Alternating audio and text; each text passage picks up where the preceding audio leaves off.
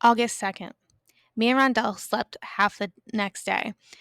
When we finally got up, both of us had headaches from drinking, so we went straight to a cheap taco stand and ate dollar tacos and took turns sipping warm water from the hose they had outside next to the curb where we were sitting. The whole time I was thinking how I could have a talk with Rondell about what happened the night before, but I never said anything. After lunch, we went and sat in the park watching these little kids playing with their parents. This one Mexican girl with a bow in her hair and patent leather shoes was in the exact swing Flaca was in the night before. As I watched her smiling and swinging back and forth, butterflies went into my stomach. It made me think what might happen later on with my new girl. By the way, just that alone was tripping me out, having a girl. Flaca was my girl. Yo, I'm gonna go chill with my girl. Nah, I wasn't at the party, dog. I was laying low with my girl. I'm telling you now, that dude better not step to my girl. Wait, you never seen my girl? Hang on, I got a picture of my wallet. Finally, after I was daydreaming for like an hour, I turned to Rondell and told him how he should try not to do that anymore, fight random people for barely no reason. What you mean, he said. You scared the shit out of those girls, I told him. And if the cops would have come, and who knows how bad them dudes were hurt, right? They probably ended up in the hospital. We got enough problems as it is, right? Rondell looked at me, then he turned his eyes to the ground. It couldn't have been that bad, is all I'm saying. You could defend yourself, I'm not saying that, but you don't gotta keep going after the person after they're already on the ground. That shit just ain't worth it. Rondell didn't say anything. Not when they could take us back to juvie, man, or not even this time we could probably go to real prison. He nodded his head some. And you got this look in your eyes, man. I smacked him on the arm so he'd look at my impersonation of the psycho look on his face. It wasn't my Rondo anymore. It was someone else. Trust me, man, nothing is worth losing yourself like that. You gotta keep your shit centered. Rondell looked down at the ground again. I felt like I was his counselor all of a sudden, like I was Jaden and he was me. Plus, I really meant it though. I didn't want him to need to be in prison. He should be able to have a normal life too. So you get what I mean then? I told him. You ain't gonna fight no more? Rondell looked up at me and shrugged. I can't let nobody say nothing about you like that. I looked back at him, trying to think what that meant. What are you talking about? I said. Rondell shook his head. The white one. He said you was a punk and he would take your girl. I told him to better take it back, but he wouldn't, so I knocked him down. I turned away from Rondell. It hit me right then how he had my back more than anybody besides Diego, even after all the shit I'd given him, right to his face, telling him he couldn't read and making fun of him, looking at the Bible, and how he thought I was going to leave him after what happened to Mong. Still, Rondell had my back. He wouldn't even let people say something about me. I didn't know what to think or say about that, so I just sat there nodding, went back to watching the kids playing in the park. After a good 10 minutes, I cleared my throat and said, Still, man, you can't just be fighting over that. Maybe just have to put it out of your mind, even if they're talking about me. Rundell didn't say anything back, but when I snuck a peek out of the corner of my eye, I saw he was shaking his head like he couldn't. Getting ready for Flaca. First thing I did when it came close to when I was going to meet Flaca was set Rondell up in an all night coffee shop with enough cash to eat twice. I pulled two 20s and a 10 from the petty cash for the party, and both Jacksons were still in my pocket. I gave him one and put his Bible on the table and told him not to roll back to the field until after 2 in the morning. Told him he had the close dugout and me and Flaco would take the far one. He nodded at everything I said, but I was getting ready to be out and he got this big, goofy smile on his face. What's so funny? I asked him. He shook his head and laughed at me. Come on, Rondo. What? Why are you giggling like a girl? Nah, I just never seen you like this, Mexico. Like what? I said. All happy. You're crazy, man. I waved him off and turned to watch some couple get seated in the booth across from us. What the hell did Rondell know about someone being happy? The girl handed the guy a shopping bag, and they both picked up their menus. An old guy in the booth next to them was doing a crossword puzzle. Rondell pulled his Bible toward him, said, I could tell by people's faces, Mexico, when they're happy. Your face never been like this ever since I met you. I'm as happy as I always am, I shot back. Ain't no different than any other day. He just shook his head, still smiling ear to ear. I repeated my rules. Not till after 2, all right, man? The close dugout. He put his fist to his mouth, cracked up some more, and I left the diner. Second thing I did was hit this community pool me and Rondell stumbled across earlier on our way back from getting something to eat. The gate was chained like I figured, so I had to scale over the tall fence. I dropped down on the other side, looked all over to make sure I was the only one around, then stripped off all my gear. I unwrapped the bar of soap I'd picked up at the liquor store and eased into the water on the shallow end, but it was way colder than I expected. When the water got up to my stuff, man, I almost couldn't do it. Everything shriveled up and begged me not to go in even one more inch. I looked down between my legs and said, "Sorry, yo, but we gotta do this. Now come on, man. On three." I held on to my whole situation, gritted my teeth, counting, and then dove my ass under the water. When I came up, I shouted, "God damn." Then I soaped my entire body, head to toe, and then rinsed off by swimming around for a couple laps. And I'm not gonna lie, man, when I grabbed onto the side after rinsing off, I thought how weird it was to be skinny dipping so low. What kind of schizo does that shit, right? But at the same time, it was mad cool too. I didn't have to think about impressing nobody. Plus, how many people get the chance to have an entire pool all to themselves?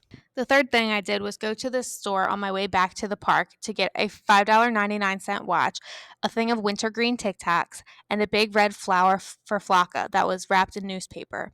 I picked red because everybody says that's the most romantic kind. When I got back to the baseball field, I laid it on the far dugout bench where we were going to sleep together. The flour was a little wilted on the edges, and my ass straight up smelled like chlorine, and I didn't know how me and Flaca were going to sleep together on such a narrow bench. But still, man, Rondell was right. I guess I was a little happier than on regular days. Maybe that's what a pretty girl could do to somebody. I checked my watch, saw I still had over an hour until 10 p.m., and pulled out my journal. To kill time, I decided to write down everything I thought while I waited. 9:03 p.m. For some reason, I was just remembering something to do with my old man. When I was a freshman, we had this big basketball game, the students versus the teachers and parents. It was something they did every year to welcome people to Stockton High. Anybody who wanted to play could sign up, and they were guaranteed at least a quarter of playing time. And when you checked into the game, your pop would check in too. If your old man wasn't around or he didn't want to play or whatever, one of the teachers would fill in.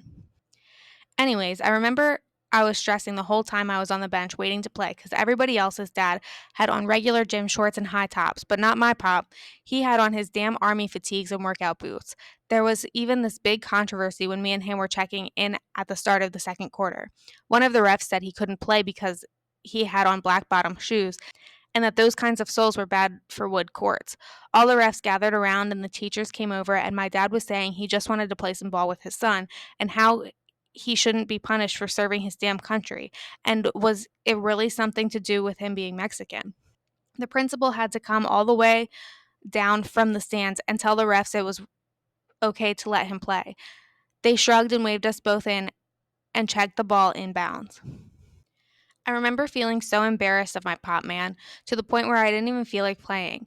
I was new to the school and the area, so I didn't know anybody. And here was my old man running around the court in a wife beater, army pants, and combat boots, fouling the shit out of anybody who tried to dribble past him, yelling at the refs every time they made a call on him. I ended up telling some other kid to come in for me, so my dad would have to leave the court too. In the locker room after the game, some of the other kids were talking about the crazy ass Mexican army dude who was hacking everybody. And when this one kid asked, "Was that my dad?" I told him I didn't know who the hell he was talking about. My dad was dead. And that shut him up. Nobody said another word about it the whole time we were getting dressed. 15 minutes later, I was sitting in the bleachers waiting for him. Almost everybody else had left, but my pops was talking to these two seniors that said they were interested in maybe joining the army. He was telling them all the cool stuff you get to do and the countries you get to visit if you're into the whole school thing. They had a great program called the GI Bill. I remember kicking it there solo, listening to my pop preaching about the army, staring at all the black scuff marks his boots left on the court. They were all over the place. His soles really did mess up the wood. And I was just staring at him, wondering for the first time in my life what it'd be like to have a different dad. One who at least had regular damn gym shorts, high tops that wouldn't scuff up a wood court. I even thought how it'd be if what I told the kid in the locker room was true, if my pops really was dead. My mind, man, it went there, even when I tried to stop it. 3 months later, he was sent to the war. A month after that, a guy in a full uniform came to our apartment to tell moms the bad news. I remember sometimes after I'd still go to the gym when nobody else was in there and stare at the faded black marks his boots made, remembering how I said he was dead even though he was still alive. Most people couldn't even see him anymore, the scuff marks, but I could. 9:45 p.m. Yo, I just ate my whole thing of wintergreen Tic Tacs. I bought them so my breath would be minty fresh for when Flaca got here, but I forgot how good they taste and how damn addictive they are. My breath better smell good for the whole night, man. Maybe even tomorrow morning. I keep blowing into my palm and smelling, and I gotta say, yo, Flaca better check herself. I might mess around and make somebody fall in love with this breath. I wondered, did Flaca try on a bunch of different outfits like girls always do? Or did she spend a grip of time doing her makeup in the mirror? Is her hair done up the way she did it for the party? Maybe she even did her own version of the Tic Tac thing. Anyway, I'm up here on the top of the bleachers now. I want to watch her get out of whatever car drops her off. See her before she sees me, if you know what I mean. 10:05 p.m. I know Flocka told me 10 p.m., but I can't remember if she said to meet her on the baseball field or the playground where we were hanging out on swings. Maybe it was the playground. That's where we were talking about everything. Problem is, that's a completely different part of the park. I don't know, should I run up there and check and then come back down to the field if she's not there? But what if she shows up and I'm gone and she thinks I played her? Nah, I gotta run up there and at least check. Because now that I think about it, maybe she said for us to meet at the playground and then spend the night in the dugout. 10:30 p.m. I brought Catcher in the Rye up in the bleachers so I could finish it. Man, I haven't really read this thing since we got here. I'll probably have to back up a few pages so I remember what's going on. But after that, I only got like 30 pages till the end. By the way, I made a pact with myself this time. If Flocka doesn't show up by the end of the book, I'm going to go on a damn solo walk somewhere. You can't sit in a park all night waiting for somebody. Nah, man, if old girl doesn't show before I'm done reading, then I'm out. Maybe even for good. I could just leave a little note telling Rondell where to meet me and when. I ain't decided that part yet, but I can't be hanging here all night waiting for fools. Girl's got 30 pages before our shit is game over.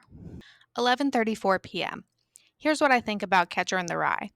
It really is a great book, like Jaden said. My only thing is I still don't get the title. After I finished the last page, I went back to the section where he explains it, and I read it over and over, but I'm still not sure, man. Is he saying he's like one of those kids who's running through the fields? Like maybe he used to be innocent like that and people just let him go by without catching him? Or is he saying how he's older now and pictures himself saving the little kids? Or maybe it's just some metaphor I'm not totally getting. No matter what, though, it's still a great book. It totally won me over at the end, mostly because of how much Holden cares about his little sis. I got a theory that if a big brother looks out for his little sis, he's probably a good person, you know? No matter what bad stuff he might get into. I was thinking the whole time when I was reading if I'd look out for my sis like that if I had one. And it's cool when you find out the whole time Holden's been talking to his therapist, which sort of makes me think about Jaden and how he was always trying to get me to talk about my past. Nah, man, Catcher is definitely one of the best books I've ever read. I might have to keep it with me. Then I could look at different sections when I finished the rest of the books I got stashed in Rondell's bag. 12:15 a.m. I just realized I'm the watcher over person of this park. That's why we stopped here. It was meant to be, almost like Holden Caulfield and the Rye Fields. Only I'm not trying to save random innocent kids who are running around. I'm trying to make a place where so called bad ones could come when they want to get away from the world or even themselves. And not just group home kids like me, Mong, and Rondell, but regular ones too, like I used to be. Ones who messed up once or twice, and now that's how people think of them. When they get here, they can talk to me and Rondell and each other, or they can just keep quiet. Maybe they only need a rest. It could be up to each individual kid. And whenever they're ready, they can go back home. I'm under the bleachers now on my stomach writing in this journal. Probably sounds schizo or whatever, me kicking it in the weeds like this, the only person in some rundown park in the middle of San Diego. But I don't even give a shit. This is where I realized I gotta be for right now. So I could think about being the watcher over of this field. And I can see across the baseball diamond in case somebody tries to come in here and mess everything up. 12:30 a.m. We're fucked. I was just chilling under the bleachers, writing in my journal, when out of nowhere this thought came in my head. I slid out from under the bleachers and marched over to the far dugout, pulled my bag, unzipped. reached in for the leather petty cash envelope, and looked inside. I sat down. The money, man, it was gone. All of it. The envelope was completely empty except this little Taco Bell receipt with writing on the back.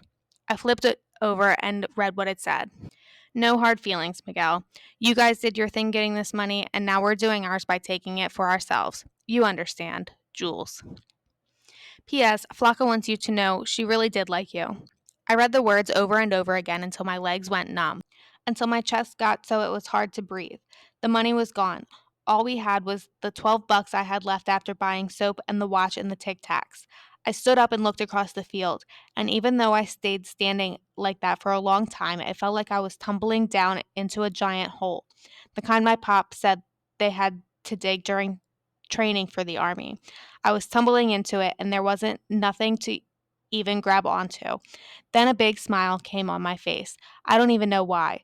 I felt my nose and lips and hair with my fingertips. I crumbled up the Taco Bell receipt and put it in my mouth. Chewed it up, swallowed. I swear to God, man, I ate that shit. Then I laughed a little about how dumb it was to eat a damn Taco Bell receipt. But at the same time, I didn't even give a shit. The money was gone.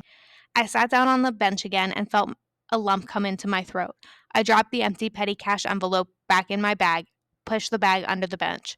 A thought kept repeating itself in my head over and over and over in Diego's voice. What are you going to do now, punk? You heard me, punk. What are you going to do now, punk bitch?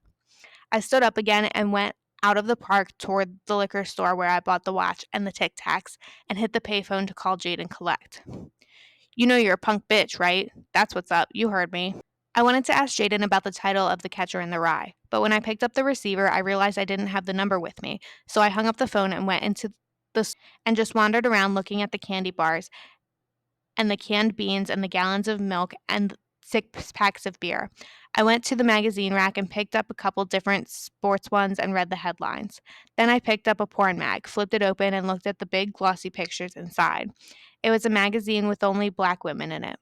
This one had bright red lipstick and these giant hanging boobs that were pretty much the size of my head. And I'm not going to lie, it started getting me sort of hyped downstairs in my jeans. But then I thought how in some of the pictures the woman seemed like she was looking right back at me, her eyes staring into mine. And I felt bad because she could probably tell I was a punk bitch like Diego kept saying, though it's not like I felt bad enough to stop looking at her big old titties. The Mexican guy behind the counter said, "Hey, partner. Hey, how old are you?" 23, I told him, barely lifting my head. Yeah, he said. Why don't you come over here and show me some ID? I looked up without even thinking, said, either that or you could go fuck yourself. What? He said, and he started coming around the counter with an aluminum baseball bat in his right hand. I just stood there staring at him, though, still holding open my porn mag. I wanted to see if the guy would actually hit a kid with an aluminum bat. I watched his face to see how it would change before he swung. He slapped the barrel into his other hand, said, "What'd you just say to me?" "I didn't say shit to you, man. I'm just trying to read my magazine." "You stupid little smartass. I could have the cops down here in 30 seconds. How'd you like to spend the night in jail?" He pulled his cell out of his pocket, punched in a couple numbers, and held it to his ear. I threw his stupid mag on the floor and walked out of the store. I went right back to the park and ducked under the bleachers again with Catcher in the Rye and my journal.